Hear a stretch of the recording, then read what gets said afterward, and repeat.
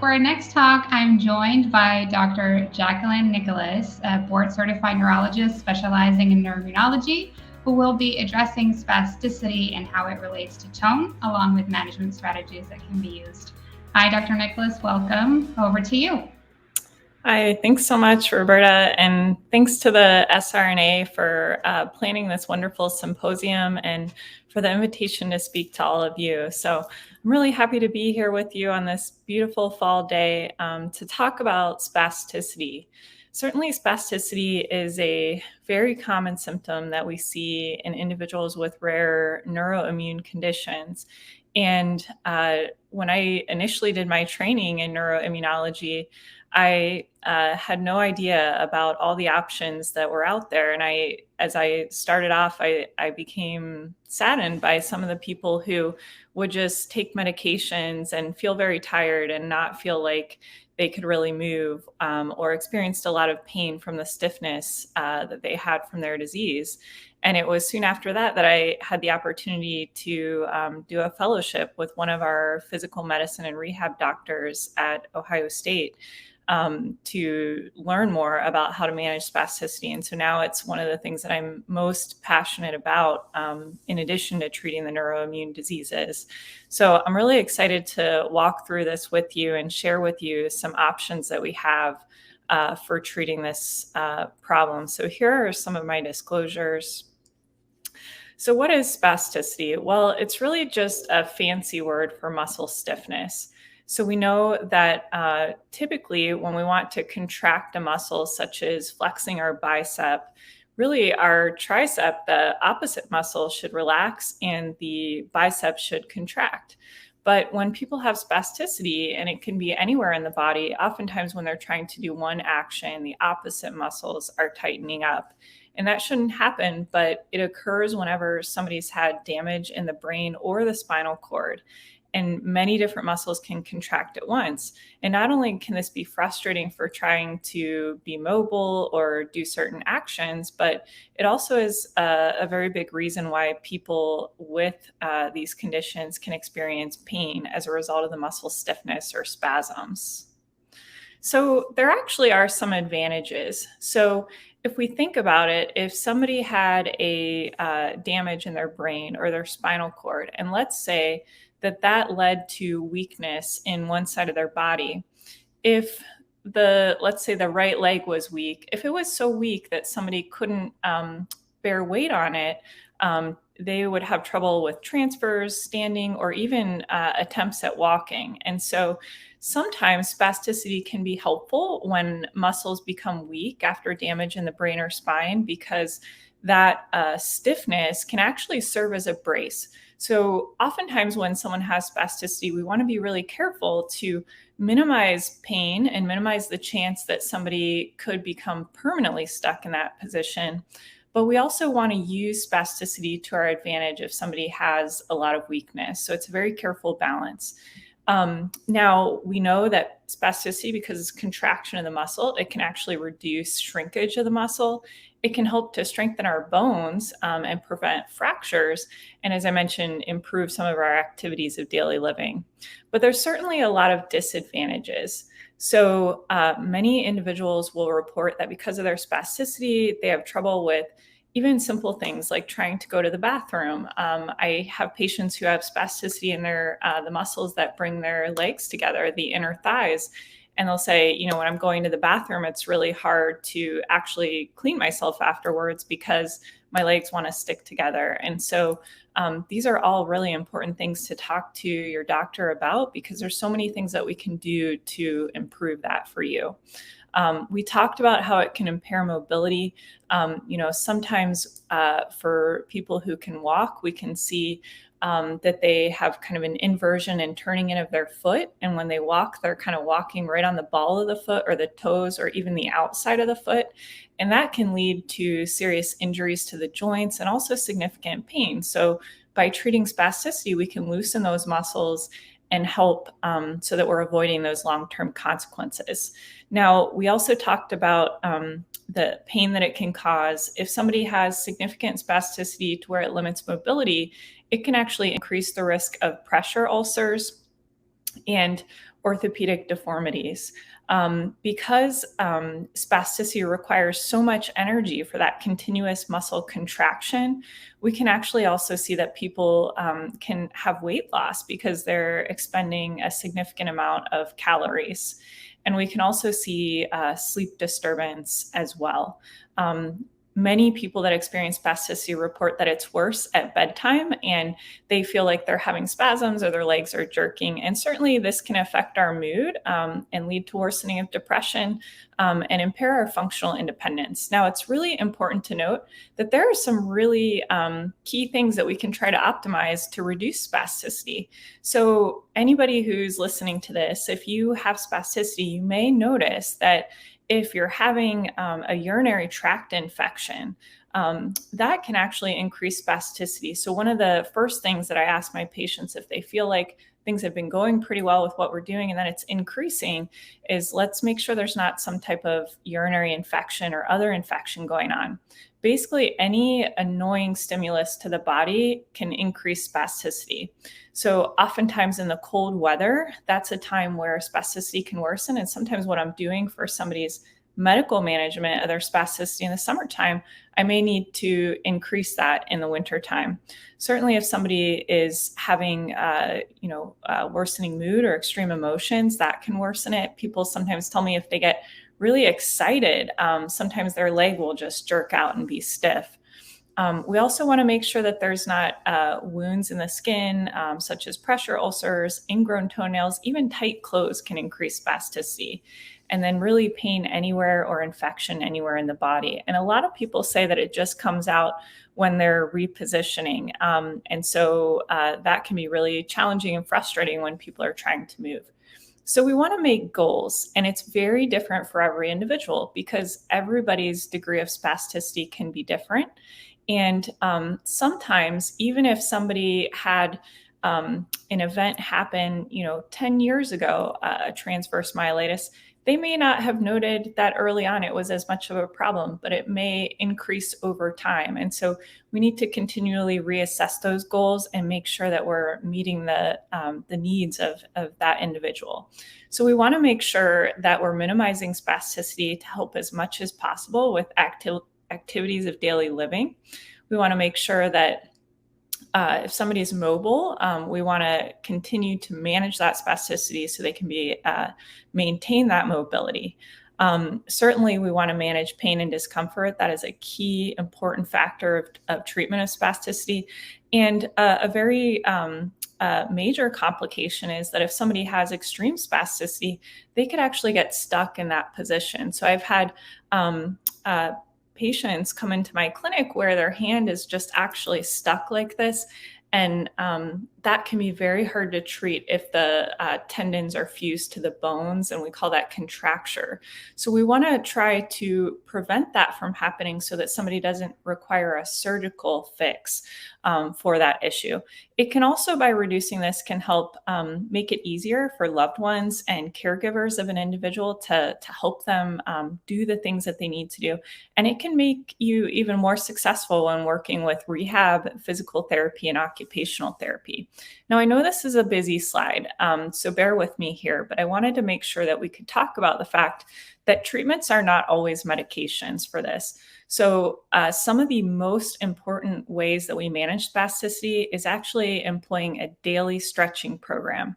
And this can be challenging because certainly, as our last speaker spoke about, fatigue is a big deal in rare neuroimmune conditions. And so, stretching is important. And I tell my patients, even if you can just do it for a couple minutes in the morning and a couple minutes in the evening, that's much better than not doing it at all. Certainly, exercise can help. Some people find massage beneficial for stiff muscles, but one of the most important things is physical and occupational therapy. They can help us to better understand the best ways to stretch these muscles, the best ways to walk or transfer when we have spasticity, and how to best optimize even the treatment that we're doing. So sometimes as I'm treating somebody's spasticity, I'm also incorporating physical therapy. and we're giving each other feedback so that we can optimize the care of that individual. Some people benefit from casting or splinting, so where they actually wear splints around a joint where they're tight for a period of time throughout the day to continue to stretch those muscles. Now, the medication options most often start out with oral muscle relaxers, and I'm going to talk a little bit more about that in a second, but those types of medications you would obviously take by mouth, and they can be helpful, but sometimes people can become very sleepy, they can have more fatigue, and it can impair memory and thinking. So we have to be very careful about starting at a low dose and increasing up and making sure that we're not causing other problems in the mix. Now, if somebody has spasticity that's more focal, for instance, if somebody comes in and they say, you know, really what I'm bothered by is my arm wants to be close to my chest like this, and I can't really extend my arm and my fingers are curling in. A lot of times using Botox injections, which I'll talk about more in a minute, can help to loosen that where somebody's a lot more comfortable. Sometimes if spasticity is very severe, a physician may inject phenol or basically actually damage the nerve so that it isn't able to cause that muscle to contract. And then for severe spasticity, especially when it's prominent in the legs or throughout the entire body, something called intrathecal baclofen, where liquid baclofen is given into the spinal fluid, can help. There are many other options for more extreme situations, like surgical options, and then certainly cannabinoids are being studied for the treatment of spasticity. And we have some early studies showing that even medication, inhaled THC, CBD treatments are appearing to be beneficial for loosening muscles. And we're trying to better understand the long-term side effects of that.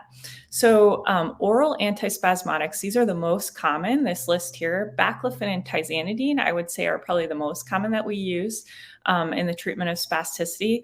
But as you can see, there are many, many options. And so the dosing varies based on the individual and based on the severity of their spasticity. But we talked about sleepiness and tiredness and sometimes impaired cognition are the biggest side effects of these medications. But they can be helpful at night, especially when spasticity is waking somebody up, because if it helps you to sleep and also relax muscles, that can be very beneficial. So this, I just wanted to briefly show you. So the American Academy of Neurology is the guideline recommender basically for all neurology care. And there's very strong evidence that botulinum toxin injections or Botox can help for people that have arm or leg spasticity. And so that's really exciting when we have that high level of evidence that this works. And I wanted to show you that there's not just one type of Botox, so there are many different types. And physicians who are experts in spasticity may use different ones for different reasons. Or if one stops helping you where it had helped you for many years, it's possible that you've developed an immunity to it, and we may need to switch to a different toxin. But that's the great thing, that we have so many different options. I wanted to show you this image because this shows you the different positions that people can develop from spasticity. And you can see here that some of these folks have clenched wrist or a bent elbow or the thumb coming into the palm. And so we want to make sure that we're managing that early to prevent it from getting stuck that way. Certainly in the legs, you can see that there is the bent knee where somebody has trouble getting it straight. But I have a lot of patients who tell me, gosh, when I try to get in and out of a car, my leg sticks out straight and I can't get in, and my spouse has to bend it really hard. And we can use Botox for these positions. Just wanted to remind you that there are several advantages. So it gets injected directly into the muscle where it's stiff. So we're avoiding that broad effect that we typically see with the oral medications, where people get overly sleepy or can have drowsiness, cognitive fatigue. Now, there are some disadvantages. It typically lasts for about 3 months. Some people get a slightly longer benefit, but so you would have to return to your doctor to receive these every 3 months. Because it is a needle, there can be some pain with the injection, although many of my patients who benefit say it's not that bad, and we have some numbing sprays that we can use to minimize that. Sometimes there can be bruising, and then there can, if somebody's given too much Botox, it can actually make the muscles weaker. So we want to start at a low dose and slowly increase. Within the Botox warning, it says there is a rare risk of death from spread of the toxin effect. This is not something that I've ever seen in my entire career when we're injecting limbs. But if somebody were injecting high amounts or near the muscles of respiration or swallowing, this would be a potential risk. Now, I want to mention to you intrathecal baclofen. So this is when somebody has very severe spasticity in many muscles of the body, and either there's not enough Botox that could actually be given to manage the spasticity, or it's just so many different muscles that, this would really be the ideal way to address. And again, what we see is it's generally most effective for the legs rather than the arms. Now you can see in this picture in the upper right-hand corner, this is what the pump looks like. It's basically the size of a hockey puck and typically goes in the lower abdomen. There's one that's for kids, that's a smaller size, and there's a larger adult size. And basically that pump is full of liquid baclofen, and then there's a tiny tube. All of this is implanted in the body where nobody could see from the outside that you had this device. And basically it allows for the continuous release of a very tiny amount of liquid baclofen to manage that spasticity. And I will tell you that many patients who have required this have really felt it was life-changing. But it does require a big commitment because someone has to follow up. They have to get the baclofen changed out at the longest every 6 months. If they use it more quickly, it may be as frequent as every month to 2 months. And then the pump life is only about 7 years because it has a computer chip that's not guaranteed beyond that. So this is a big decision, but for somebody with severe spasticity can really be life-changing. So in conclusion, spasticity is very common in transverse myelitis and other neuroimmune conditions. If you think you're experiencing it, please talk to your doctor about it. There are so many things that we can do. Physical therapy, occupational therapy, stretching, the oral meds, Botox, intrathecal baclofen are proven ways to minimize spasticity, and it is key to improving quality of life. Thank you so much for your time today, and I'll turn it back over to Roberta. Yes, thank you so much, Dr. Nicholas, for this great talk that you just gave. And we had one question pop up that might be interesting to address. Can the feeling of being squeezed around the rib cage, aka so known as the MS hug or like a Victorian corset, also be a symptom of other rare neuroimmune diagnoses like MOG, TM, etc.? You're exactly right. So that symptom really got the name MS hug because I think it was first described in MS, but I do see it in my patients with NMO spectrum disorder, MOG, transverse myelitis, because really anybody who's had any damage in the spinal cord can feel that symptom of that tight band around the chest or abdomen. Perfect. Yep, indeed. Well, thank you so much for your time. I think I'm ready to move on to the next speaker, but we're very grateful that you were with us today. I'm sure our community is as well. Thank you for your time, Dr. Nicholas. Thank you very much. Bye-bye.